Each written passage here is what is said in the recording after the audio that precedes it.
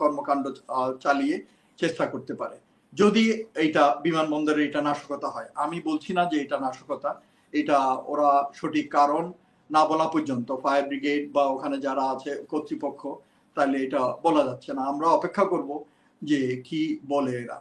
তো বাট আমার মতে এই ধরনের কি ইনস্টলেশন যতগুলো আছে আমাদের দেশে বিভিন্ন জায়গায়, এইগুলোর নিরাপত্তার জন্য এবং গোয়েন্দা নজরদারির জন্য এগুলো আরো বৃদ্ধি করা উচিত।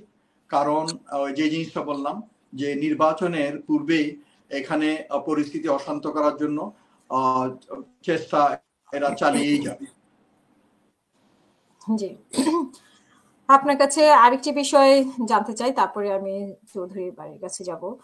গতকালকে জুলাই সনদ অনুষ্ঠিত হয়েছে, কোন কোন দল ছিল, কোন কোন দল ছিল না, বিষয়টাকে আপনি কিভাবে দেখছেন?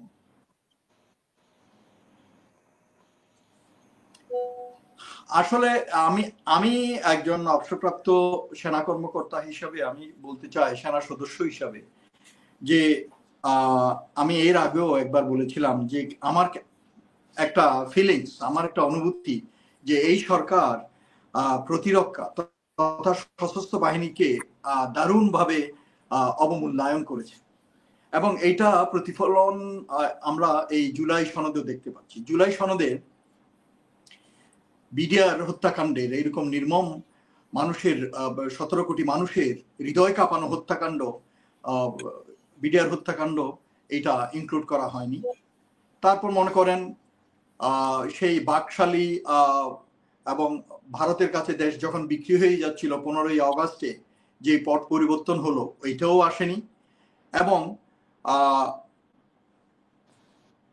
হেফাজতের যে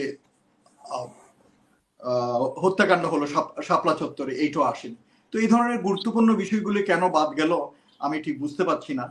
এবং এরপরও আমি বলবো যে এতদিন সব দলের লোকজন এবং যে কমিশন করা হয়েছিল ডক্টর আলী রিয়াজের নেতৃত্বে, তারা আসলে সবাইকে এক ঐক্যমতে পৌঁছানো, এটা কিন্তু বিশেষ করে আমাদের দেশে খুবই কঠিন কাজ। বাট তবুও তারা যে ঐক্যমত্যে পৌঁছতে পেরেছে এই বিষয়গুলো নিয়ে এবং একটা জুলাই সনদ চূড়ান্তভাবে তৈরি করেছে, তবু আমি বলবো it's one step ahead for our democracy, March two democracy. তো কিন্তু এনসিপি যেই কারণ বলে এটা ইয়ে করতেছে, আসলে আমার মনে হচ্ছে দে আর মিসগাইডেড, এবং তাদের মেন্টরকে, এটা যদিও আমরা জানি, আমার মনে হয় ওদেরকে ভুল পথে পরিচালিত করছে। তো এখন মানে ওদের পিছনে মানে প্রথম এতদিন অনেকেই বলেছে যে পিনাকি ভট্টাচার্য আছে, ওদের উপদেষ্টা আছে না ওদের, কিন্তু উনি তো বলেছেন যে উনি আছে তো ওদেরকে, এই যে ফরহাদ মাজার আছে, পিনাকি আছে।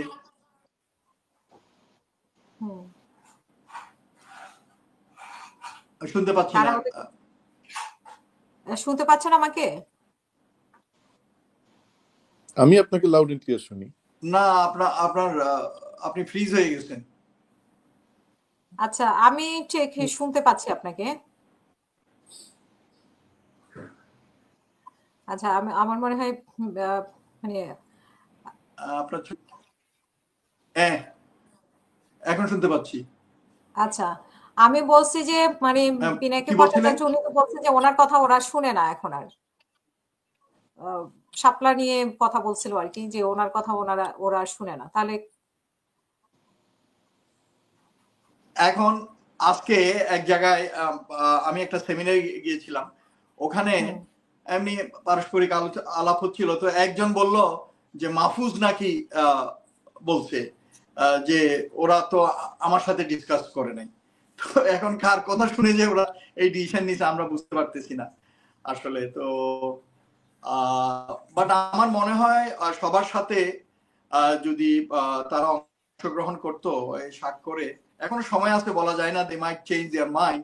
বাট আমার মনে হয় এইভাবে অযথা সময় ক্ষেপণ না করে নির্বাচনের দিকে এগিয়ে যাওয়ার জন্য আমার মনে হয় এই স্টেপগুলো শেষ করা উচিত।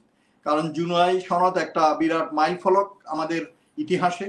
তো সেইটাকে আসলে ওইটার কাজটা শেষ করে করলে আমরা অতি সহজে আগাতে পারি।